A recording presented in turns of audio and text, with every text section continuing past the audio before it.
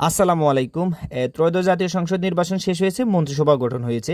বরাদ্দকৃত খেজুর কিন্তু আমাদের হাতে পেয়েছি। তবে এটার জন্য অসংখ্য ধন্যবাদ হাসনাত আবদুল্লাহকে, যার কারণে কিনা আমরা জানতে পারছি যে এই আমার 22 বছর জীবনে অন্তত এই প্রথম জানতে পারছি যে আসলে খেজুর বরাদ্দ হয়ে থাকে। তার সাথে সাথে ধন্যবাদ জানাই নোয়াখালী কোম্পানিগঞ্জ 4 আসন থেকে জনগণের প্রত্যক্ষ ভোটে নির্বাচিত এমপি মহোদয় জনাব মোহাম্মদ ফখরুল সাহেবকে। উনি ওনার জায়গা থেকে জনগণের যে প্রাপ্য হক উনি বুঝিয়ে দিয়েছিলেন, এবং এগুলো আমরা যে আমাদের হাতে এখন দেখতেছেন যে খাজুরের প্যাকেট, আমরা মোটামুটি এগুলো হচ্ছে আমাদের মাদ্রাসা ইতিম ছাত্রছাত্রীর জন্য মোটামুটি উপজেলা থেকে গ্রহণ করেছি।